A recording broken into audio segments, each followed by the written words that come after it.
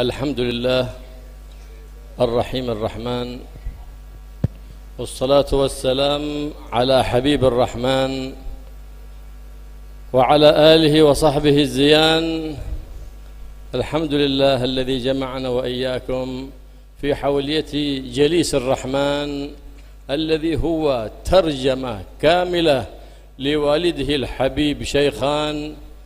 فنسأل الله سبحانه وتعالى ببركة الحولية الحبيب جعفر بن شيخان أن يجعل كل واحد منا ومنكم مع أخيه وصاحبه وزوجته وأهل بيته حبان، ويرزقنا وإياكم متابعة النبي محمد سيد ولد عدنان، ويخلقنا بأخلاق السادة الزيان، ولا يصرفنا وإياكم من هذا المجلس إلا وقد اجتمعنا وإياكم بخلق من أخلاق حبيب الرحمن محمد سيد الأكوان صلى الله عليه وآله وصحبه وسلم.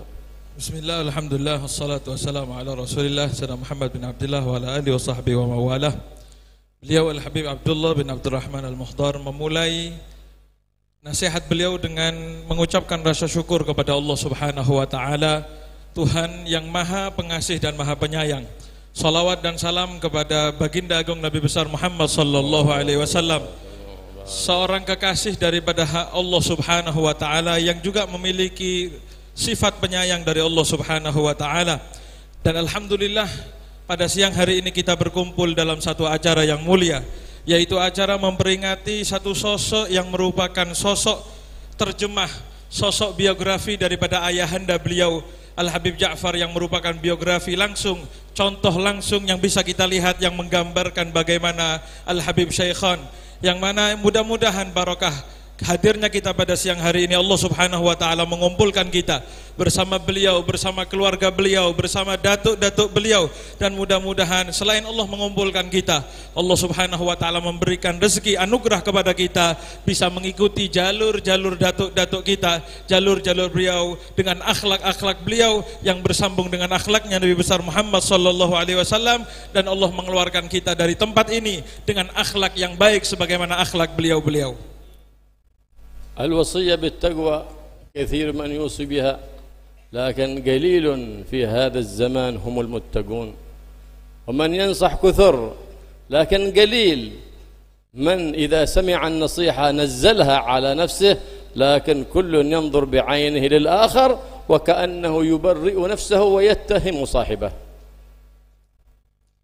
Wasiat ketakwaan adalah wasiat yang terus dibawakan kemana-mana. Di mana-mana setiap ceramah, setiap nasihat selalu mewasiatkan ketakwaan. Namun sayangnya hanya sedikit orang-orang yang melaksanakan ketakwaan tersebut. Ketika diberikan nasihat tentang ketakwaan, setiap orang yang mendengarkan di antara kita mungkin pasti akan melihat kepada saudaranya, seakan-akan ketakwaan nasihat tersebut adalah untuk saudaranya, dirinya tidak memerlukan ketakwaan dan nasihat tersebut. عندما انتفع السلف الصالح بالتذكير ومجالس التذكير لأن كل منهم يسمع الكلام وينزله على نفسه، وإن كان من المشمرين يقول هذا علي، كما كان الحبيب عبد الرحمن الحبيب علي بن عبد الرحمن ابن صاحب بغية المسترشدين حضر مجلس الحبيب علي بن محمد بن حسين الحبشي، وكان ورده الحبيب علي بن عبد الرحمن كل يوم يتدارس مع خادمه 10 أجزاء من القرآن.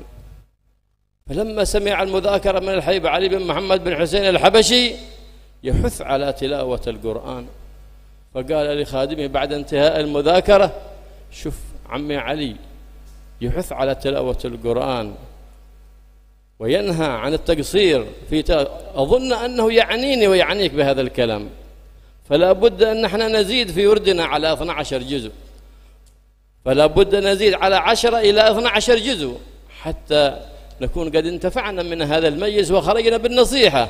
ومن أهل الكمال الذي إذا قام من السلقة مع سجوده يسيل الدمع إلى الميزاب حق غرفته.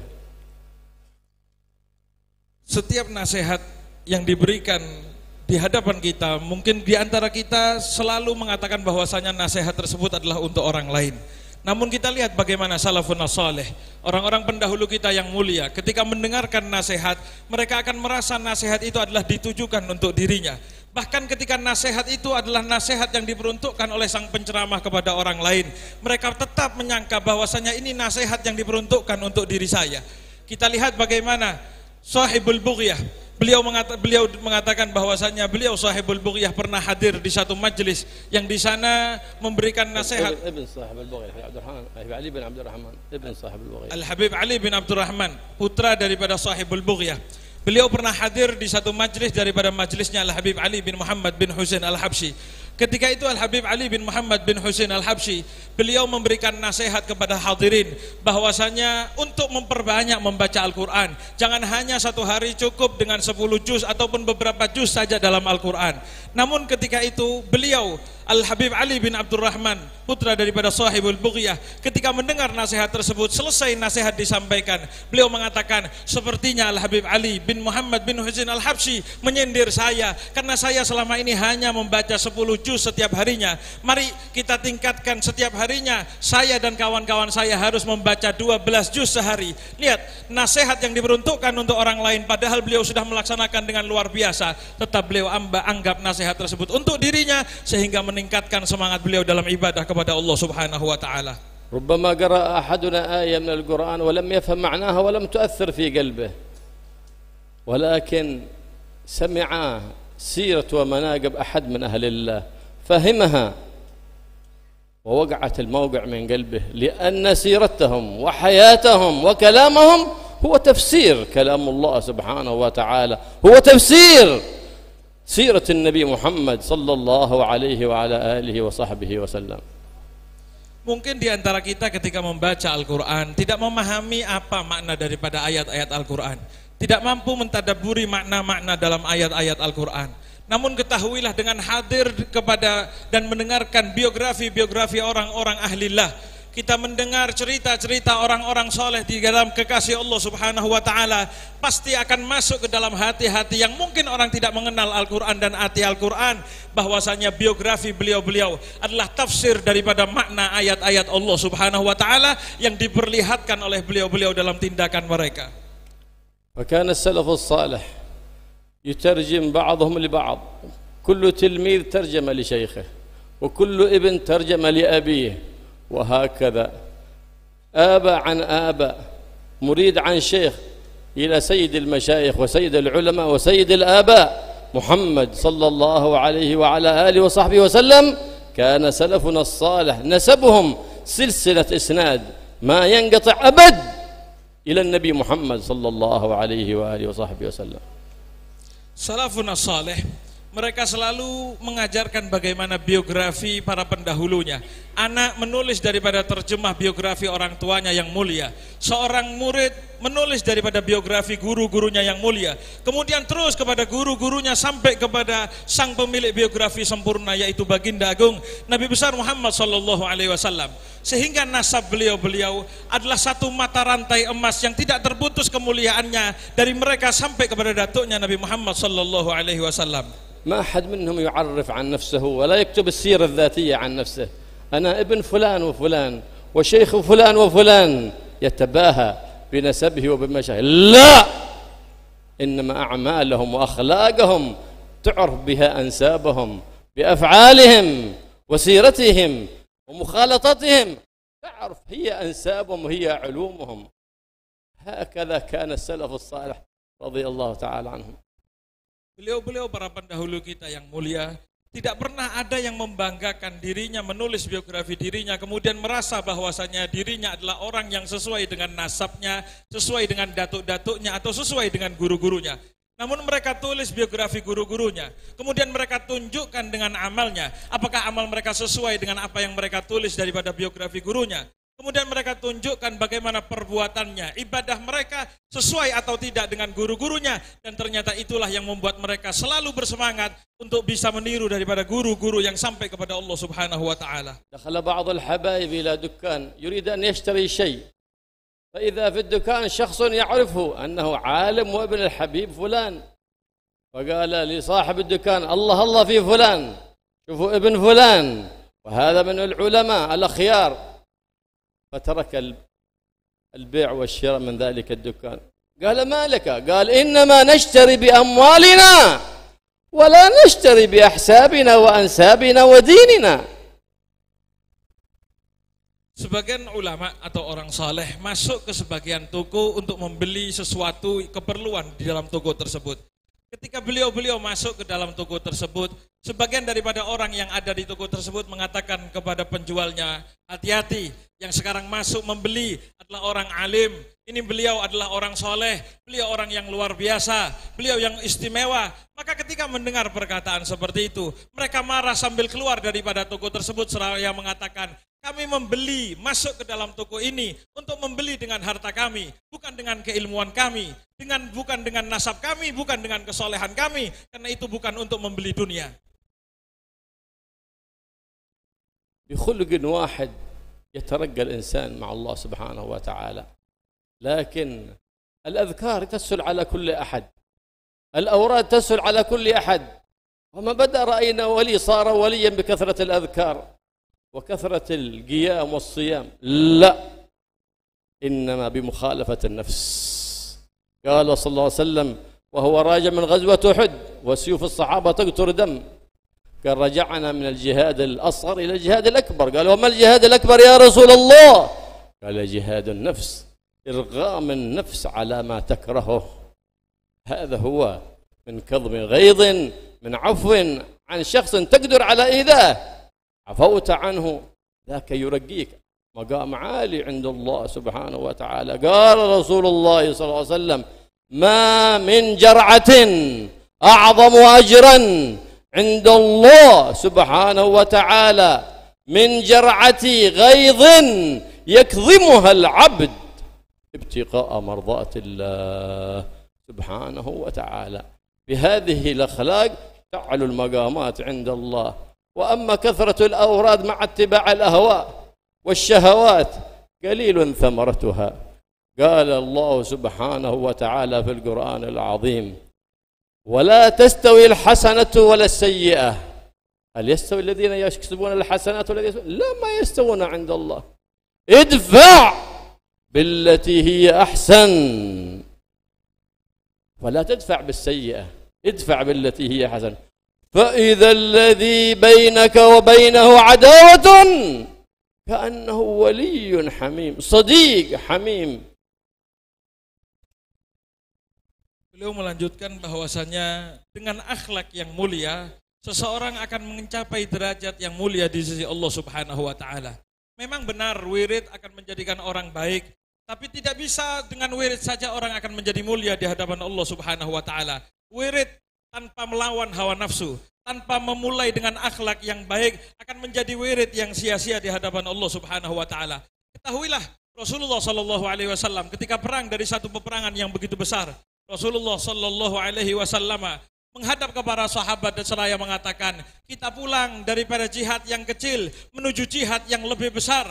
Terheran para sahabat karena mereka merasa jihad yang sedang mereka laksanakan adalah jihad yang besar. Maka mereka bertanya para sahabat kepada Rasulullah sallallahu alaihi wasallam, jihad apa yang kau maksud ya Rasulullah? Lebih besar daripada perang yang baru saja kita laksanakan. Maka Rasulullah sallallahu alaihi wasallam menjawab bahwasanya jihad yang lebih besar adalah jihad melawan hawa nafsu. Hadirin rahimakumullah, dalam sebuah hadis Rasulullah sallallahu alaihi wa ala alihi wasallam, beliau bersabda bahwasanya tidak ada satu amalan yang akan menjadi besar nilainya di hadapan Allah Subhanahu wa taala melebihi besarnya amalan menahan hawa nafsu karena merasa ada Allah Subhanahu wa taala yang mengawasinya. Dengan sifat-sifat inilah seseorang akan menaiki derajat yang agung di sisi Allah Subhanahu wa taala. Banyaknya wirid tanpa dibarengi dengan mukhalafatun nafs, dengan melawan hawa nafsu, maka tidak akan ada nilainya di hadapan Allah Subhanahu wa taala. Allah Subhanahu wa taala berfirman, tidak sama antara kebaikan dengan kejelekan. Kemudian Allah Subhanahu wa taala berfirman, idfa' billati hiya ahsan. Balaslah apa yang kamu hadapi dengan kebaikan-kebaikan sebagaimana yang Allah inginkan. Kemudian Allah Subhanahu wa taala melanjutkan, fa idzal ladzi bainaka wa bainahu adawatun ka'annahu waliyyun hamim. Dengan melawan seseorang dengan kebaikan sesuai perintah Allah, maka orang yang dahulunya menjadi musuhmu pasti akan bisa menjadi orang-orang yang akan dekat denganmu. Ka'annahu waliyyun hamim, bagaikan orang yang begitu dekat dengan dirimu. ثم قال الله سبحانه وتعالى وما يلقاها إلا الذين صبروا على جيرانهم، صبروا على أذية أرحامهم، صبروا على أذية طلبتهم، صبروا على أهل زمانهم، أي قهروا أنفسهم، بإمكانهم إيصال الأذى إليهم لكن قهروا أنفسهم. أما الإنسان عاجز ما يقدر أن يشفي غيظه في غيره لعجزه، ما يقال هذا عفو عند المقدرة، لا، بل إذا ما جاهد نفسه هو يرجع عليه على باطنه، ثم يتحقن في قلبه، ثم يصير حقدا والعياذ بالله، وعلامة ذلك البغض في القلب والنفور وكره أن ينظر إليه. هذا كله لأنه لم يكظم الغيظ.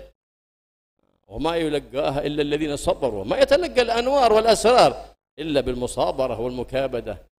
ولا ينبغي للعبد أن يسأل الصبر، يا رب أسألك الصبر يا رب، لا، يقول النبي محمد من سأل الصبر فقد سأل البلاء، لكن يقول اللهم إني أسألك الصبر عند القضاء ومنازل الشهداء وعيش السعداء. وما يلقاها إلا الذين صبروا من أنوار وأسرار وتجليات، وما يلقاها إلا ذو حظ عظيم. والذي وفق لهذه الخصلة الكريمة التي يحبها الله ذاك هو صاحب الفضل العظيم من الرب الكريم. وكل نعمة سيقت إليك فهي بواسطة النبي محمد الرؤوف الرحيم.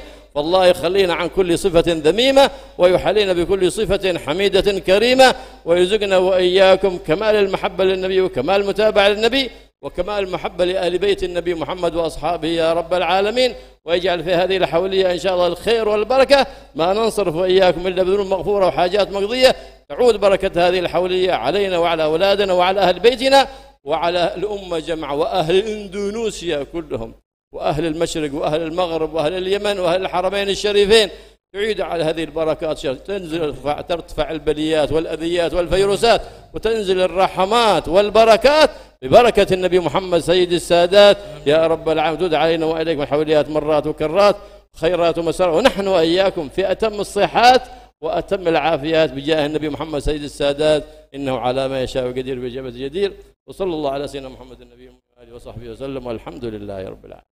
Beliau melanjutkan bahwasanya membalas kejelekan dengan kebaikan itu adalah perkara yang tidak mudah, karena Allah Subhanahu wa taala dalam ayat berfirman wa ma yulaqqaha illal ladzina sabaru, dan tidak mungkin akan bisa melaksanakannya kecuali dengan orang-orang yang memiliki kesabaran, yaitu orang yang memiliki kesabaran terhadap gangguan orang di sekitarnya, kesabaran yang dimiliki oleh seseorang daripada ketidakacuhan daripada murid-muridnya, kesabaran yang dimiliki oleh orang-orang yang sabar atas keadaan lingkungan sekitarnya. Sehingga apabila ada orang yang merasa tidak mampu untuk melaksanakan hal tersebut, tandanya yaitu dengan memiliki rasa benci, rasa dendam, rasa emosi kepada orang-orang yang berada di sekitarnya, maka orang tersebut bukanlah orang pilihan Allah, karena orang pilihan Allah adalah orang-orang yang melaksanakan kesabarannya.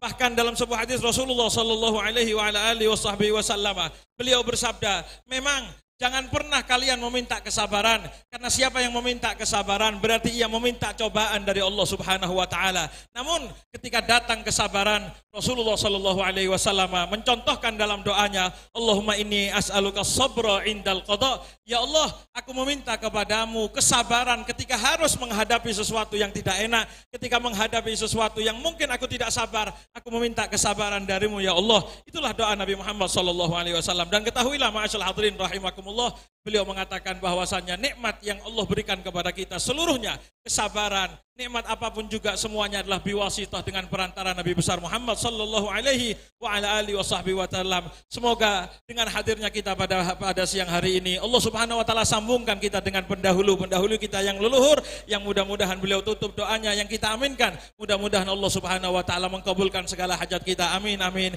ya rabbal alamin. Sallallahu alaihi wasallam Muhammadin wa alihi wasallam. Wassalamualaikum warahmatullahi wabarakatuh.